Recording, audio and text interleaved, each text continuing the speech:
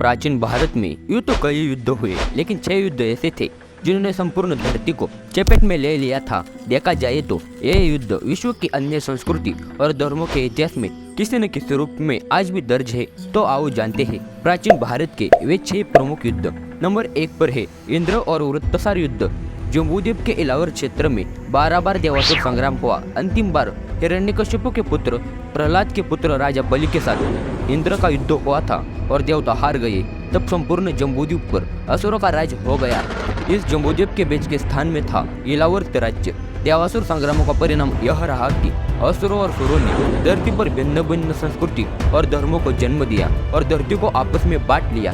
इन संघर्षों में देवता हमेशा कमजोरी सिद्ध हुए और असुर ताकतवर। यह सतयुग की बात है जब कालकेय नाम के एक राक्षस का संपूर्ण धरती पर आतंक था। वह वृत्तसार के अधीन रहता था। दोनों से त्रस्त होकर सभी देवताओं ने मिलकर सोचा वृत्तसार का वध करना अब जरूरी हो गया है। इस वृत्तसार के वध के लिए दीदीचे ऋषि की हड्डियों से एक हथियार बनाया जिसका नाम वज्रास्त्र था।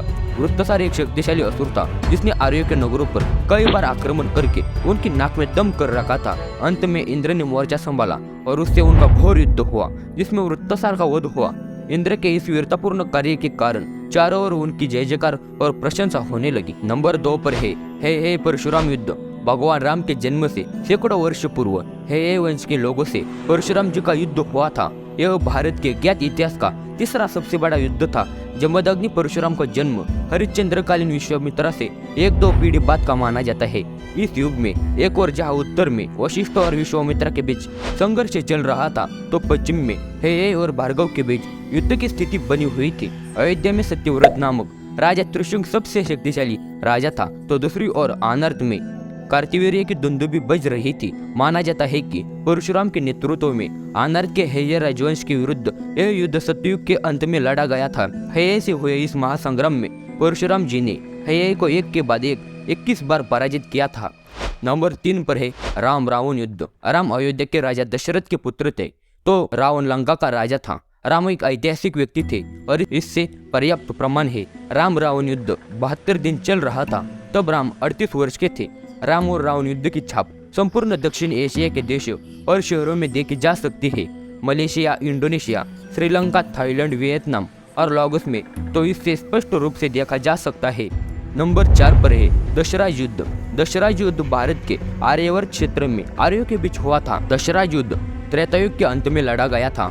माना जाता है कि राम रावण युद्ध के 150 वर्ष बाद यह युद्ध हुआ था। हालांकि हर देश और वहाँ की संस्कृति में आज भी विद्यमान है। इतिहासकारों के अनुसार यह युद्ध आधुनिक पाकिस्तान के पंजाब में परोशनी नदी के पास हुआ था। अर्थात राम और रावण युद्ध के पूर्व यह युद्ध लड़ा गया था। इस युद्ध में जहां एक ओर पुरु नामक आर्य समुदाय के योद्धा थे तो दूसरी ओर तत्सु नामक समुदाय के योद्धा युद्ध लड़ रहे थे। दोनों ही हिंद आर्य के भारत नामक समुदाय से संबंध रखते थे। हालांकि पूर्व के नेतृत्व में से कुछ को अनार्य माना जाता था। तत्सु समुदाय का नेतृत्व राजा सुदास ने किया था। सुदास के युद्ध में सलाहकार ऋषि वशिष्ठ थे। सुदास के विरुद्ध 10 राजा युद्ध कर रहे थे जिनका नेतृत्व पूर्व कबीले के राजा संवरण कर रहे थे जिनके सैन्य सलाहकार ऋषि वशिष्ठ मित्र थे। यह लड़ाई भी सत्ता और विचारधारा की लड़ाई थी। इस युद्ध में इंद्र और वशिष्ठ की संयुक्त सेना के हाथों विश्वामित्र की सेना को पराजय का मुंह देखना पड़ा था। नंबर 5 पर है महाभारत का युद्ध। कुरुक्षेत्र में पांडवों और कौरवों के बीच आज से 5000 वर्ष पूर्व महाभारत का युद्ध हुआ था। इस युद्ध का वो सबसे भयानक परिणाम हुआ। धर्म और संस्कृति का लगभग नाश हो गया। लाखों लोग मारे गए। उसी तरह लाखों महिलाएं विधवा हो गई और उतने ही अनाथ। नंबर 6 पर है सिकंदर और पोरस युद्ध। पोरस के राज्य के आसपास 2 छोटे राज्य थे, तक्षशिला और अम्बिसर। तक्षशिला जहाँ का राजा अम्बी था और अम्बिसर का राज्य कश्मीर के चारों ओर फैला हुआ था। अंबिका पुरुष से पुराना बैर था इसलिए उसने सिकंदर से हाथ मिला लिया। अम्बिसर ने तटस्थ रहकर सिकंदर की राह आसान कर दी। दूसरी ओर दानानंद का राज्य था, वह भी तटस्थ था। पोरस से पहले युद्ध में सिकंदर को हार का मुंह देखना पड़ा। पोरस से दूसरे युद्ध में सिकंदर का पुत्र वीरगति को प्राप्त हुआ। फिर पोरस से तीसरा युद्ध हुआ जिसमें भी सिकंदर को हार का सामना करना पड़ा। अतः उसने युद्ध बंद करने की गुरु से प्रार्थना की। इसके पश्चात संधि पर हस्ताक्षर हुए। अतः इतिहास में दर्ज सिर्फ उस युद्ध की ही चर्चा होती है जिसमें पूर्वज हार गए थे। स्पष्ट रूप से पता चलता है कि सिकंदर भारत के एक भी राज्य को नहीं जीत पाया था। फिर भी उसे महान माना जाता है, जबकि चंद्रगुप्त मौर्य ने उसके सेनापति सेल्यूकस को हराकर बंदूक बना लिया था। तो दोस्तों, वीडियो के अंत तक बने रहने के लिए धन्यवाद।